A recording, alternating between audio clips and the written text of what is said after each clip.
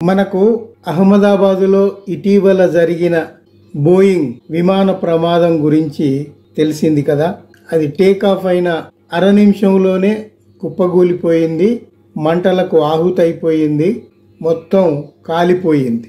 అందులో ఉన్న ప్రయాణికులు మొత్తం చచ్చిపోయారు, కాలి బూడిదయ్యారు. ఒక్కరి సీటు మాత్రం ఎగిరి బయటపడిందట, అతను మాత్రం బతికాడు.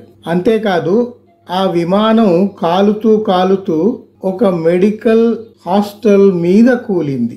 ఆ సమయానికి లంచ్ తీసుకుంటున్న యువ డాక్టర్లు చాలామంది ఆ విమాన కూలటం వల్ల చనిపోయారు. అంతేకాదు అక్కడ ఇతర భవనాలకు అగ్గి అంటుకుంది. రోడ్ల మీద నడిచేవాళ్ళు, పక్కనున్న గుడిసెలలో ఉన్నవాళ్ళు, ఆ రోడ్డు మీద పార్క్ చేసిన కార్లు అన్నీ ధ్వంసం అయ్యాయి. నష్టం భారీ ఎత్తున జరిగింది.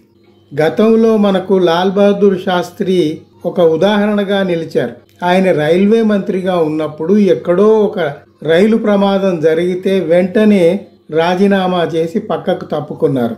ఆ విలువలు పాటించే నైతికత ఇప్పుడున్న పరిపాలకులు లేదు కదా. ఎంతటి ప్రమాదాలు జరిగినా, ఎంతటి ఘోరాలు జరిగినా దులిపేసుకొని తిరుగుతూ ఉంటారు కదా. సరే, ఆ విషయాలు అలా ఉంచండి. అక్కడ భారీ ఎత్తున నష్టం జరిగింది, ప్రాణ నష్టం జరిగింది, ఆస్తి నష్టం జరిగింది. ఇవన్నీ మనకు టీవీ ద్వారా, పేపర్ల ద్వారా విషయాలు తెలుస్తూనే ఉన్నాయి. అయితే ఇక్కడ ఒక విచిత్రం జరిగింది. ఏమిటి అంటే, అంతటి ప్రమాదం జరిగిన స్థలంలో ఒక గ్రంథం దొరికింది. అది భగవద్గీత. చూసారా, భగవద్గీతకు ఎంతటి శక్తి ఉందో. అంత పెద్ద ప్రమాదం జరిగినా కూడా భగవద్గీత గ్రంథం మాత్రం కాలిపోలేదు, చక్కగా ఉన్నది ఉన్నట్లుగానే ఉంది. దానికి ఏ ప్రమాదము జరగలేదు. ఈ భగవద్గీత ఉదంతము బహుశా అంధభక్తులు ప్రచారం చేసిన కట్టుకథ అయి ఉంటుంది. ఎందుకు అంటే, భగవద్గీత అనేది కాగితం మీద ప్రింట్ అయింది. అంతంత పెద్ద వస్తువులే కాలిపోయినప్పుడు అది కాలిపోవటం సులభం కదా. అయినా అన్ని గ్రంథాల వలె అది కూడా ఒక గ్రంథం, అది కూడా కాగితం మీద ప్రింటింగ్ ప్రెస్లో ప్రింట్ అయిందే. దానికి ఏ శక్తులు ఉంటాయని అది కాలకుండా బయటపడుతుంది? దానికి శక్తులు ఏమీ ఉండవు. ఉన్నాయి అని మనం నమ్మాలి అని ఈ అంధభక్తులు ప్రచారం చేస్తూ ఉంటారు. సరే, విశ్వాసాల సంగతి, నమ్మకాల సంగతి అట్లా పెడదాం. ఇప్పుడు ఆ భగవద్గీత అనే పవిత్ర గ్రంథం ఇక్కడ జరిగింది ఏమిటి? అది తనను తాను రక్షించుకుంది తప్పితే ప్రజల్ని రక్షించలేదు, ప్రయాణికుల్ని రక్షించలేదు, విమానాన్ని రక్షించలేదు, జరిగిన ప్రమాదాన్ని ఆపలేకపోయింది. ఆ భగవద్గీతకు, ఆ దేవుడికి గనక శక్తి సామర్థ్యాలు ఉంటే అసలు ఆ ప్రమాదం జరగకుండా ఆపాల్సింది కదా. అంతమంది ప్రాణాలు గాలిలో కలవకుండా చేయాల్సింది కదా. అవన్నీ చేయకుండా ఆ చిన్న పుస్తకం మాత్రమే బతికి బయటపడింది, కాలకుండా బయటపడింది అని వీళ్ళు డబ్బాలు కొట్టుకొని ప్రచారం చేయటంలో అర్థం ఉందా? మరీ ముఖ్యంగా ఏ గ్రంథానికి ఏ శక్తులు లేవు, అది వాస్తవం.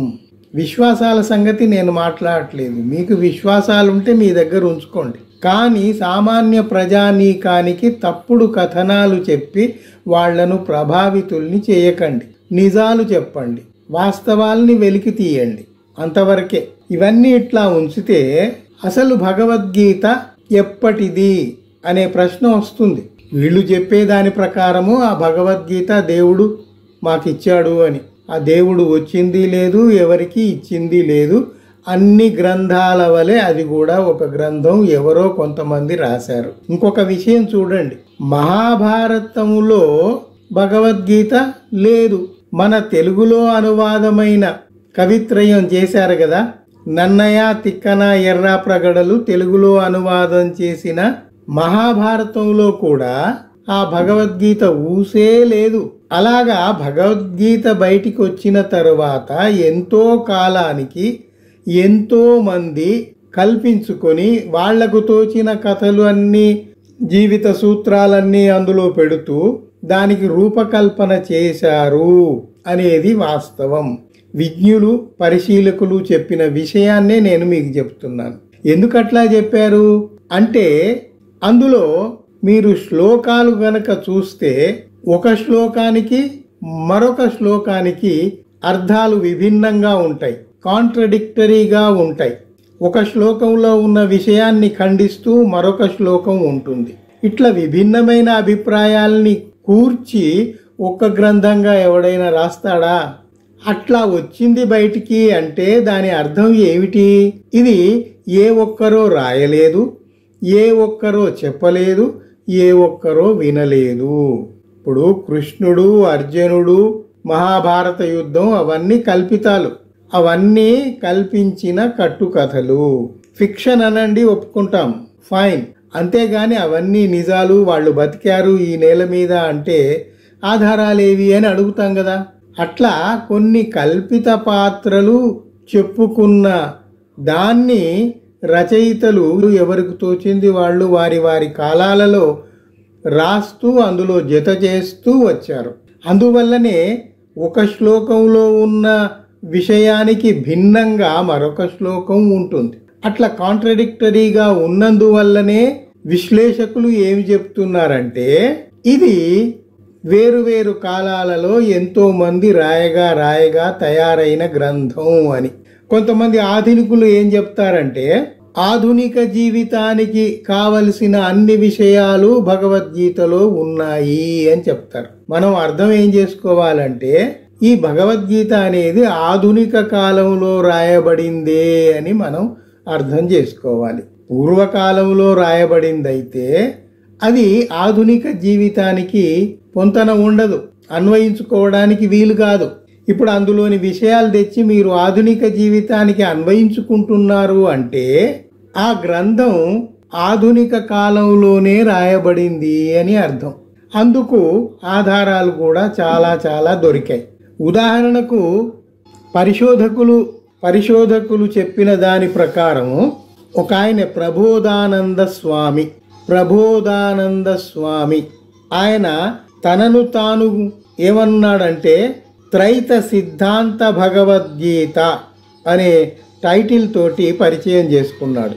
ఆ భగవద్గీతలో ఈయన కూడా కొన్ని శ్లోకాలు, కొన్ని భాగాలు చేర్చాడట.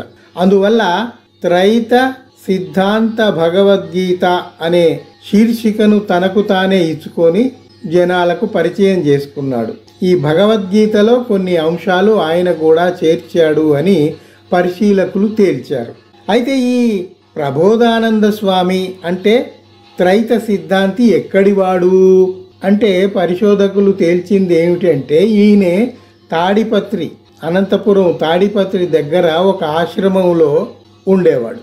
ఇంకొక విషయం ఏమిటంటే, ఇప్పుడున్న ఈ బాబాలు స్వాముల మీద అనేక ఆరోపణలు, నేరాలు ఎట్లా ఉన్నాయో ఆయన బతికిన కాలంలో ఆయన మీద కూడా ఆరోపణలు, నేరాలు ఆపోదించబడి ఉన్నాయి. చాలా కాలం అందరూ అసహ్యించుకునేవారు. సరే, ఆయన మరణానంతరం కొందరు శిష్యులు ఉంటారు కదా, వాళ్ళు దాన్ని బయటికి తెచ్చి ఈయన ఇంతటివాడు అంతటివాడు అని ప్రచారం చేసుకోవటం మొదలు పెట్టడం వల్ల ఆ భగవద్గీతకు కొంత ప్రచారం లభించింది అని చెప్తారు. ఇది నేను సేకరించిన కొన్ని అంశాలు మీతో పంచుకుంటున్నాను. ఇక్కడ నా పాయింట్ ఏమిటంటే, ఇట్లాంటి తప్పుడు కథనాలు ప్రచారం చేసి జనంలో మూఢభక్తిని ఎందుకు పెంచుతున్నారు? అంత పెద్ద ప్రమాదం జరిగి అన్ని వందల మంది చనిపోయిన చోట ఒక గ్రంథం ఏమాత్రం కాలకుండా బయటపడింది అని చెప్తే నమ్మటానికి ఎవడు సిద్ధంగా ఉన్నాడు? ఎవడో ఒక అంధభక్తుడు పోతూ ఆ గ్రంథాన్ని అక్కడ పడేసి ఒక వీడియో చేసి ఒక విలేకరిని పిలిచి ఒక వార్త ప్రచురించి ఒక వీడియో సోషల్ మీడియాలో ప్రచారం చేసి ఉండవచ్చు కదా. ఆలోచించండి. నా అనుమానాలు మీ ముందు పెడుతున్నాను. నేను చెప్పిన విషయాల గురించి మీరు కూడా ఆలోచించండి. అందులో ఏమన్నా విషయం ఉంటే స్వీకరించండి. మీ మిత్రులతో, బంధువులతో చర్చిస్తూ ఉండండి. మనం మూఢనమ్మకాల్ని ఈ సమాజం నుంచి పారద్రోలటానికి కృషి చేద్దాం. మూఢనమ్మకాల్ని పెంచడానికి చాలామంది ఉన్నారు. ప్రభుత్వాలే ఆ పని చేస్తున్నాయి పని కట్టుకొని. అందువల్ల మనం ఆ పని చేయాల్సిన పని లేదు. మనం నిజాల్ని నిగ్గుదేల్చుదాం, వాస్తవాల్ని చెప్పుదాం, మూఢనమ్మకాల్ని పారద్రోలుదాం. మనం చేయాల్సిన పని అది. అందువల్ల దయచేసి నేను చెప్పిన అంశాల గురించి ఆలోచించండి. మీరు కూడా మీ అభిప్రాయాల్ని మీ మిత్రులతో పంచుకుంటూ ఉండండి. ప్రస్తుతానికి